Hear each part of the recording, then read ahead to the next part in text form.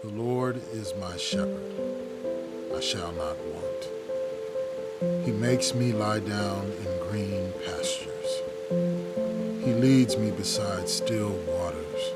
He restores my soul. He leads me in paths of righteousness for his name's sake. Yea, even though I walk through the valley of the shadow of death, I fear no evil, for thou art with me. Thy rod and thy staff, they comfort me. Thou preparest a table before me in the presence of my enemies. Thou anointest my head with oil. My cup overflows. Surely goodness and mercy shall follow me all the days of my life, and I shall dwell in the house of the Lord forever.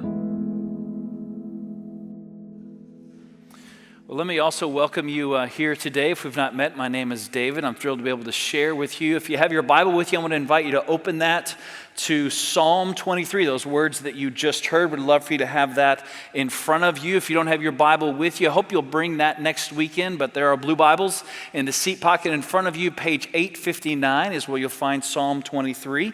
And just in case you don't have a Bible, we'd love to bless you with that gift. You can send me an email you see there, or if you're here in person, straight out these double doors to our connecting point, they will have that gift for you. Now, before we dive fully into today, I just want to make sure that the invitation that was just offered is not lost on you.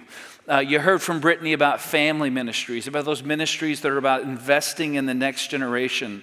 And I know that some of you may have this in your head, because I have been at this place in my life before of, well, that's for someone else, but it's not for me. For whatever reason, something in your head, some mental block, that's not something that would be for me. For those who don't know, I spent my first 6 years of ministry working in student ministry, working with students. And there was a extended period of time in my life where I just felt this is all I'm ever going to do. Because I had so much fun working with students. I got to preach a week and a half ago. It's my first sermon back after being out, preached to students, which, by the way, is a roller coaster ride, but it's a fun one. I mean, they're hot or cold, they're never lukewarm, and you just got to hold on for dear life when you're preaching to students. But here's what I used to tell people: if you love Jesus and you care about people, you qualify. That's all you need. You got to love Jesus and you got to care about people. And just in case you're wondering, middle school students are still people, okay? They qualify. They're in that category. So again, whether it's children or students or investing in our included special needs ministry, info@fmcm.org. You can come speak to any one of our pastors in our ministry corner today.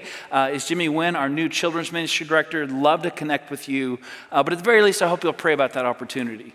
To be a mentor, to invest in the life of students. So if you've been here over the course of this summer, we have been on a slow journey through Psalm 23, some of the most familiar words of Scripture, how David expresses his relationship with God in this way, that the Lord is my shepherd. And we've been looking at that, connected to this focus of a Sabbath heart.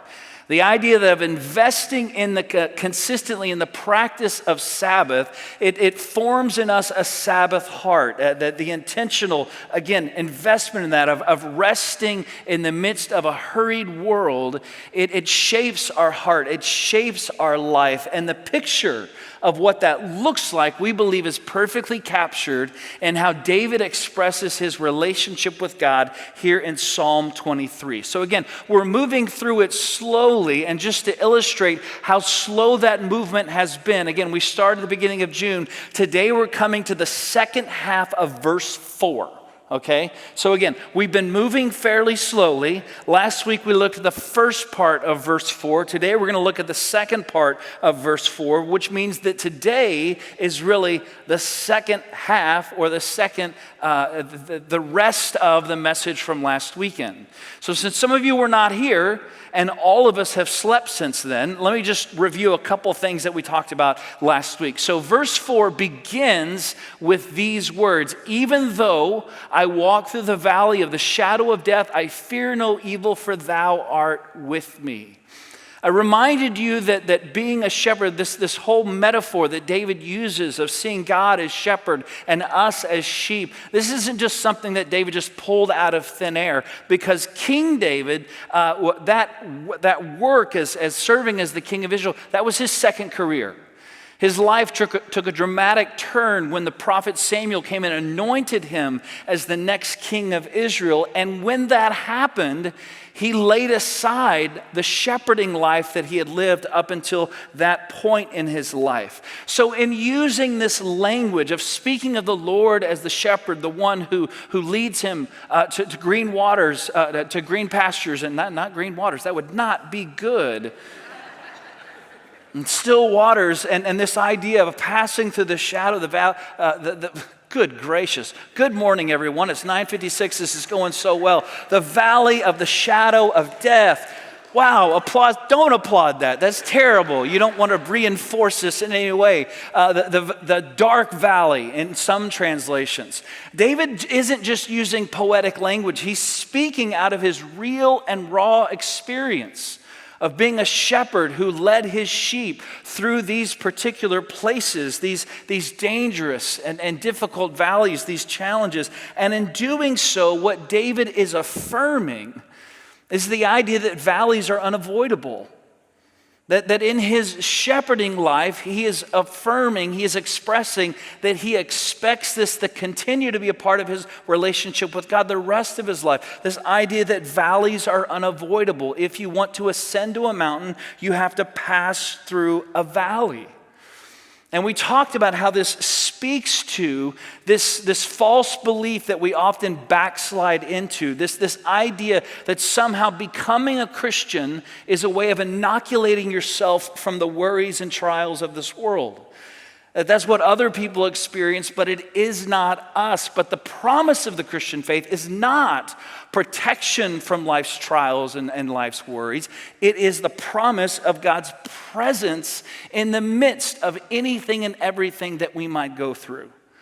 Through the valleys that we have already been through, the valleys that some of you may be passing through right now, or those challenging experiences that are ahead for every single one of us. David affirms this idea that valleys are unavoidable, but that God is with us. And so we talked about Sabbath in the midst of valleys as an opportunity to pause and to remember. To remember that we have been here before. We have passed through a valley before. We have been here before. That we are not alone, and that God knows the way. That in the midst of the valley, when we find ourselves desiring to numb our pain rather than to feel it, in the valley that shrinks our vision, in Sabbath we have the chance to step back and to remember these simple truths of faith. We have been here before, we are not alone, and God knows the way. So today we add to that first part of verse 4 with the rest of verse 4, which says this: even though I walk through the valley of the shadow of death, I fear no evil, for that art with me, and thy rod and thy staff, they comfort me. Now again, David's speaking about his own experience, his own growing up with the understanding that this would be the way that he would serve his family, that one day he would become a shepherd. And since that's not what most of us have experienced in our life, despite, some of you may have participated in Future Farmers of America, this isn't what you have prepared for all your life. I've been working really hard to understand a little bit more about the shepherding life and how this applies and what David is seeking to communicate to us in these images that he used and the way he describes the shepherding life. So here he speaks of the two primary tools of a shepherd. For a young boy who was growing up with the understanding that one day that he would function in this role, he would serve his family in this particular way, young boys would take great pride in selecting the wood and shaping it into these particular tools that they would use in their shepherding life. Everywhere a shepherd went in the time of David, they would have a staff and they would have a rod. Now, we're going to start with staff because most of you have that picture in your head. You sort of know what a staff looks like. Just in case you have any trouble imagining what that looks like, here's a picture of Julian at his ordination service last November. We gave him a staff because a staff in the modern church is a symbol of the pastoral ministry. Just so you will know how meaningful this moment was for Pastor Julian, I thought I'd show you another picture. This is the only time I've seen Julian cry, okay? Known him for many years, crying. He may be crying today, crying tears of joy. Today is his wedding anniversary.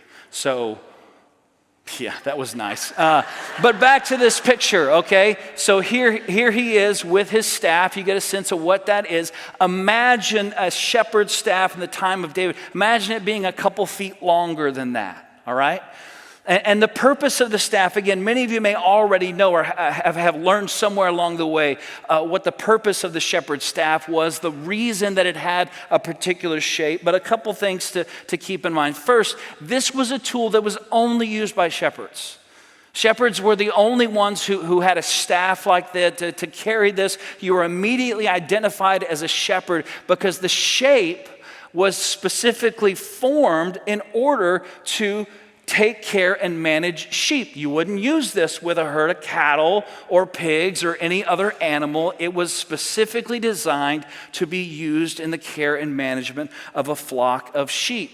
So a couple things that a shepherd did with his particular staff. First, again, this is the part that you already have in mind. It was shaped in a particular way so that the shepherd could take the crook of the staff, wrap it around the sheep's body, and pull it back when it was wandering. Or for a sheep that found itself in trouble, a sheep that wandered off or in something that they could not get out of, again, they could wrap it around the sheep's body and they could literally lift that sheep out of the trouble that they had found themselves in. So that was one of the things that was one of the reasons that a shepherd carried a staff, one of the primary ways in which they used that in their work. The other way you may not know about is a shepherd as he was moving with his flock. And of course, with the flock, there were sheep of different generations. There were mama sheep and daddy sheep, and there were baby sheep. There were lambs. And so the shepherd, as he managed the sheep and as he walked with the sheep, one of the things the shepherd would do is he would pay attention to the lambs. And if a lamb was wandering off from mom, the shepherd would go and with, the shepherd's hook, he would pull the lamb back to the mother, so that that particular lamb would appropriately bond with its mother. Again, it was more another way in which the shepherd cared for the entire flock. If the shepherd would turn the staff horizontally, it was one of the ways that the shepherd could guide the sheep. So imagine a flock of sheep passing through a narrow passage. The shepherd would hold out the staff horizontally, basically creating a guardrail so that the sheep would know where to walk. They would have a natural boundary there, a wall, if you will, with the staff to help them, to direct them as they moved forward. It was a guide through the path. But also, one of the things that the shepherd would do, again, in the management of the flock, making sure that the lambs stayed with their moms, that those who found themselves in trouble, the shepherd would rescue. The shepherd would also be aware of the sheep within the flock who just needed a little bit of extra attention. And so the shepherd, again, would take the crook of the staff and in placing it around the body, he would pull a particular sheep so that that sheep could walk by the shepherd's side. It's one of the ways that the shepherd showed special care for those sheep within the flock who had that need. Maybe you have an animal at home that kind of has this same idea. One of our dogs, whenever she naps, she puts like a paw on our leg, or she has to lay her head like on the bottom of our leg. She just wants to have that sense of closeness that for some reason provides her the safety that she needs in order to rest. So you think about the shepherd pulling the sheep so that it might walk by its side, that it might experience a closeness that it wouldn't otherwise experience. That was the way in which the shepherd used the staff. Now, the other thing is a rod, and you probably are wondering, what exactly does that mean? So I have something here to represent for us what a shepherd's rod would have been. Now, just to be clear, I didn't steal this from a museum, okay? This was not formed to be a shepherd's rod. This was made for my wife by her grandfather. This is a miniature baseball bat, okay? I want to make sure you also know, just in case you're wondering, this was not a wedding gift for my wife, okay? It does not represent how they felt about her future husband, but rather this was something that her grandfather made for her when she was a young girl, and he made it for the purpose of her placing it underneath her bed so that she could protect herself in case anything happened in the night. And that's where this still sits. That's where it is in our house. All throughout college, she had this baseball bat there underneath the bed. It still is there today. But I show it to you because it gives you a sense of the size. It gives you a sense of what a rod might have looked like for a shepherd. And a shepherd, again, these were the two primary tools they always had with them. They had the staff and they had the rod.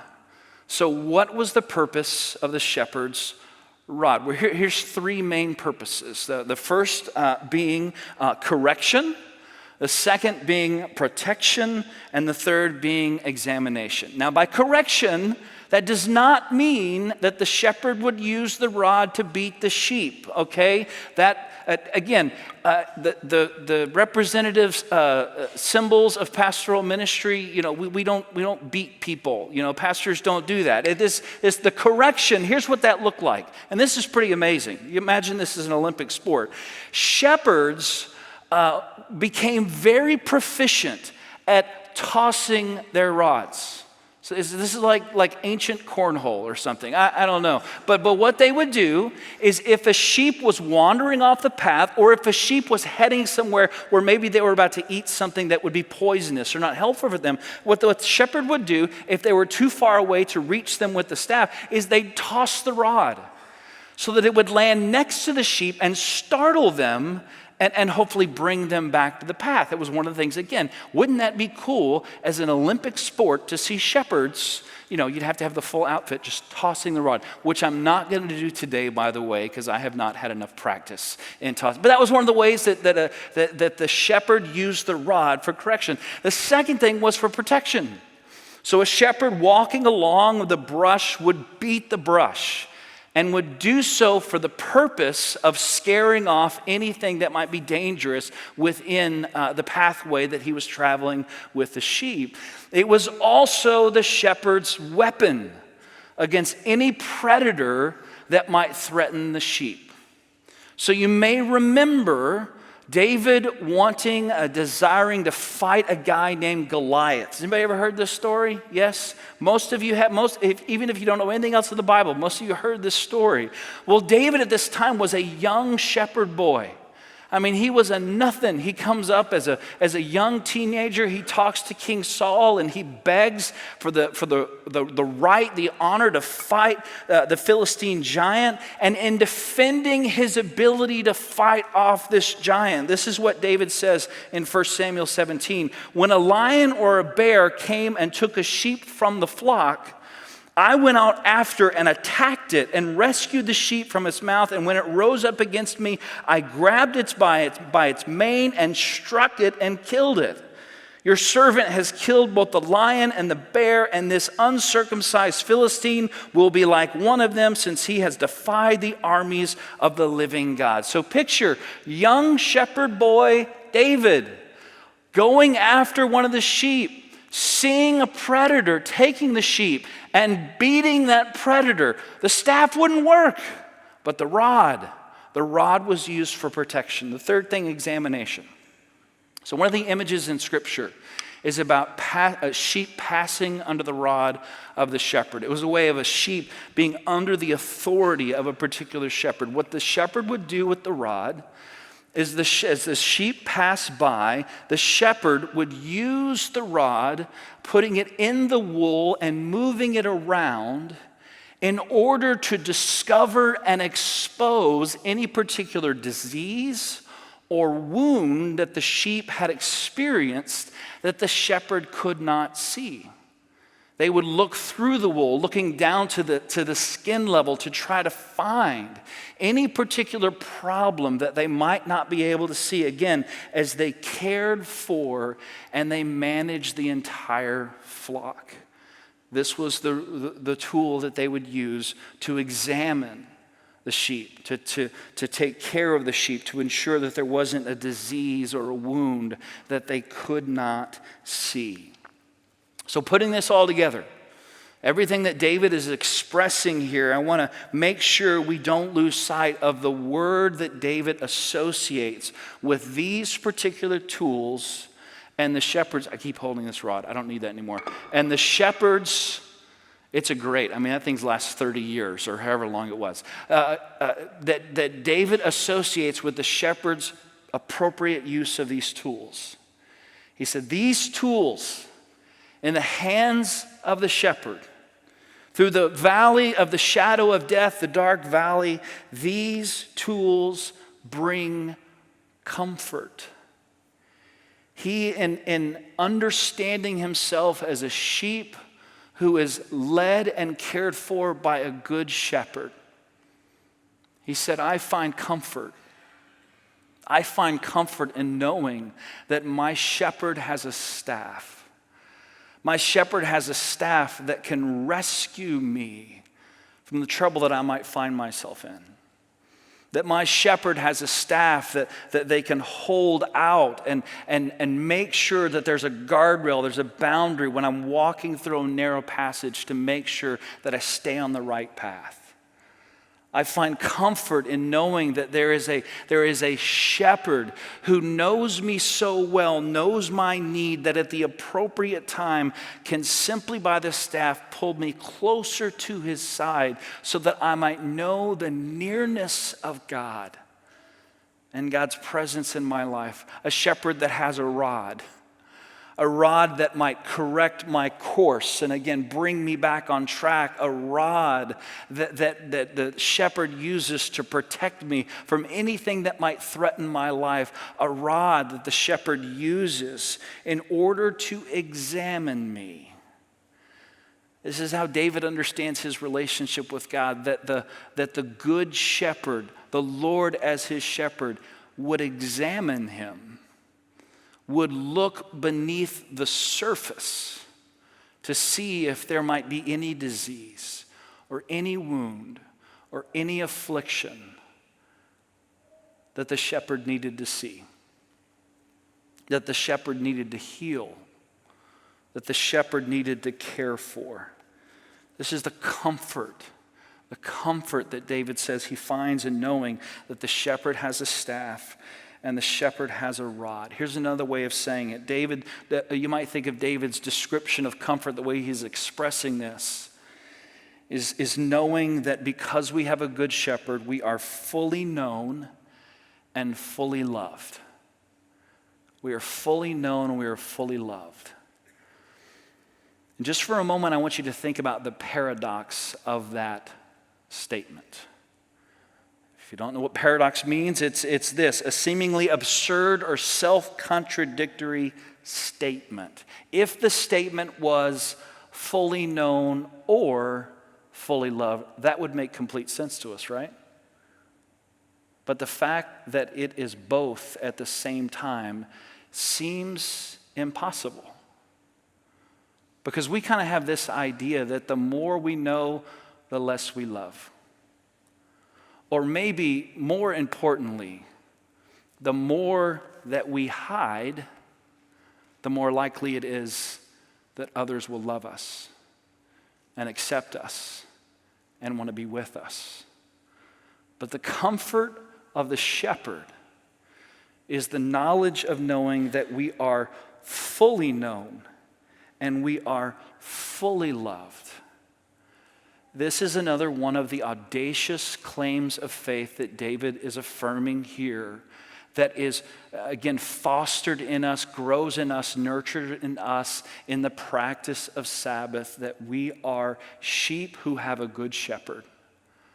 A shepherd who has a staff and a rod, who cares for us and guides us, and yes, even examines us, fully knows us, and fully loves us. So as you think about that, I want to read to you a piece of Psalm 139, another way that David expresses this. You don't have to turn to this. I just want you to receive this words. If you want to write it down to go back and hear this later. And Dylan, you can go ahead and come up. I want to invite you just to receive these words. The first half that I'm going to read to you, I want you to imagine this. This is just a practical suggestion. This might be a way for you that you might begin a Sabbath time, or you might enter into a Sabbath day. Just these first 14 verses of Psalm 139. Again, another expression, way that David speaks about his intimacy with the shepherd, the one who cares for him and guides him, leads him, and heals him. Think about this as the words that you might hear at the beginning of that time of rest. David says, "You have searched me, Lord, and you know me. You know when I sit and when I rise.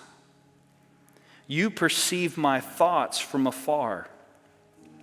You discern my going out and my lying down. You are familiar with all my ways. Before a word is on my tongue, you, Lord, know it completely. You hem me in, behind and before, and you lay your hand upon me. Such knowledge is too wonderful for me, too lofty for me to attain. Where can I go from your spirit? Where can I flee from your presence? If I go up to the heavens, you are there. If I make my bed in the depths, you are there. If I rise on the wings of the dawn, if I settle on the far side of the sea, even there your hand will guide me, your right hand will hold me fast. If I say, surely the darkness will hide me, and the light becomes night around me, even the darkness will not be dark to you. The night will shine like the day, for darkness is as light to you. For you created my inmost being. You knit me together in my mother's womb, that didn't make sense at all. I praise you because I am fearfully and wonderfully made. Your works are wonderful, I know that full well. I praise you because I am fearfully and wonderfully made. In our daughter's nursery, what we had painted up on the wall was the New Living Translation of that. Thank you for making me so wonderfully complex. Your works are marvelous, and how well I know them. What beautiful words to enter into a Sabbath time of rest, of knowing the Lord is our shepherd who cares for us and guides us. But maybe we might end a Sabbath time with these words, the way David ends this psalm, what I've described in the past as the most courageous prayer that you could ever pray. He ends by saying, "Search me, God, and know my heart. Test me and know my anxious thoughts. See if there is any offensive way in me, and lead me in the way everlasting." Think about ending your Sabbath time with that prayer. Essentially, David is saying, would you reveal to me who I really am? Those things that even I can't see. Would you help me understand how I might be hiding, but also what might be hidden from me, so that you might heal me and restore me and bring me back to life. So today I simply want you to think about that word comfort. The comfort that God longs to provide for you in whatever season you are in. Walking through a dark valley, or in a period where everything seems to be going right, everything seems to be going well. I want you to think about that word comfort. And this idea of the goodness of God who walks with us, who cares for us, rescues us, guides us, corrects us, protects us, examines us, knows us fully, and loves us fully at the same time. That if there's anything in life that we can count on, it is that God's love is steadfast. He will not abandon us in whatever season we might be in. So let me invite you to a time of prayer as our band comes up to play our last song. And just as we begin, in whatever way you might, just express your gratitude to God for his goodness and his presence in your life. Even if right now you don't feel it, you can't sense it. Perhaps in faith today, you might just claim that again. I have been here before. I have been here before. I am not alone. God knows the way. And the shepherd is with me to comfort me and care for me. The good shepherd, out of his deep and abiding love, is here to care for me and to comfort me. And I would invite you just to sit with that, to receive that, celebrate that, whatever you might need to do as we share this final song together, the goodness of God.